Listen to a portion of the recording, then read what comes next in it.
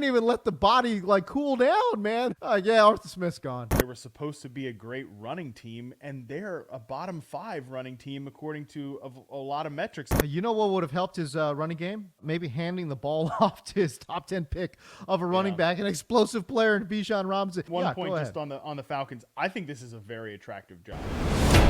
Look at the release. There's your separation. Great route. Stutter and go. Gets by clean. That is unbelievable. Maybe the greatest catch I've ever seen. Minutes, seconds after the Atlanta Falcons got eliminated, okay, they release a statement saying they've let go of Arthur Smith. That's incredible. You know, that's incredible. They didn't even let the body like cool down, man. It's still warm. Yeah, Arthur Smith's gone. I mean, we all knew it was going to happen.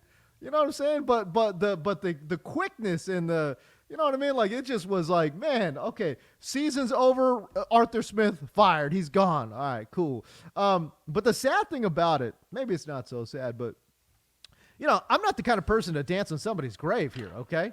But I'm just saying, like, I mean, the entire football world, literally, Matt, was happy that Arthur Smith got fired. I mean, I didn't see a single, you know, reserved response like, oh, you know, he'll be back on his feet or what. No, it was just everyone was just celebrating the fact that Arthur Smith is no longer a head coach in the NFL. Yeah, and look, I'm definitely not here to dance on Arthur Smith's grave. You know, look, although I would say of all of the coaches, because, you know, typically it's hard to fall out of this business. Like, you get your he'll be fine. Like, I'm sure he actually, by the way, could just end up being a head coach again someday. All these guys end up like falling, you know, ass backwards into more work, even if they, you know, lose the one job that everybody wants, which is the big chair, right? The head coaching job. This is a guy that is going to be fine. Honestly, I still am like, Arthur Smith, why do you want to be a football coach, bro? Like, your dad is, you know, your son of a billionaire. You know, you just go to Cancun forever. Look, I know we could do the whole Arthur Smith postmortem thing. I will maintain that this is a good offensive coach. Like, I know the way things went down in Atlanta were bad.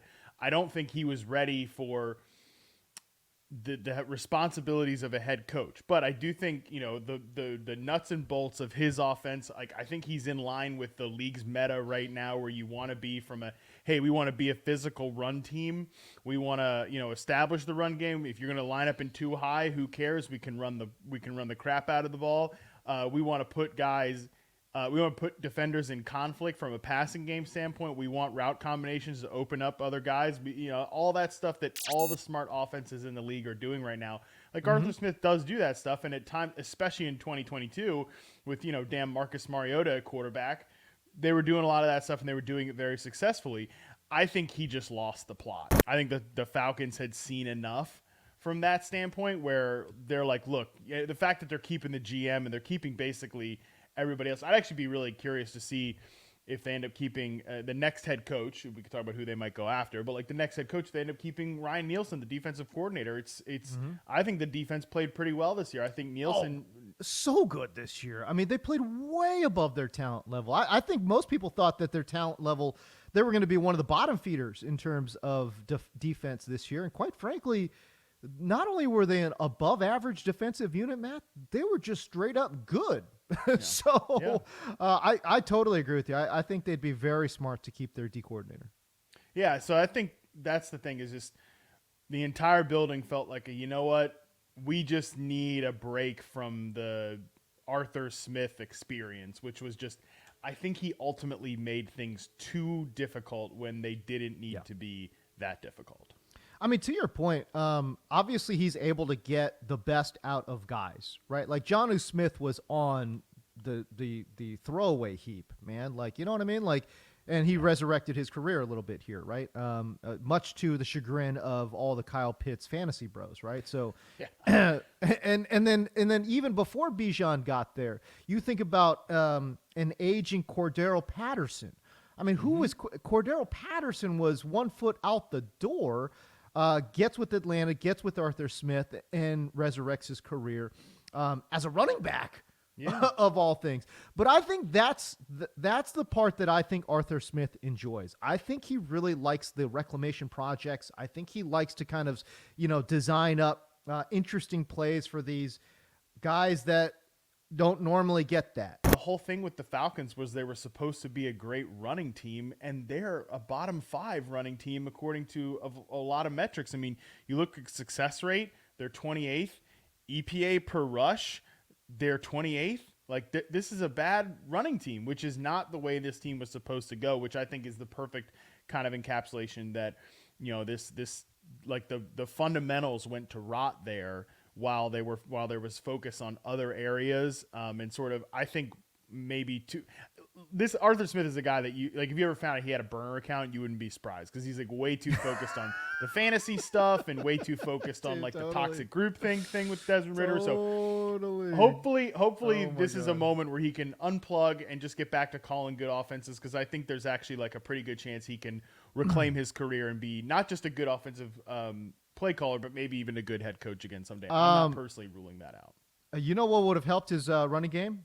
Maybe handing the ball off to his top 10 pick of a running back, an explosive player in Bijan Robinson. Bijan Robinson had 214 carries. That sounds like pretty good, overall. But again, he had fewer carries than Devin Singletary. He had fewer carries than Javonte Williams, who was in a 3-man backfield. Kenneth Walker, who missed time with injury and was in a backfield split with Zach Charbonnet.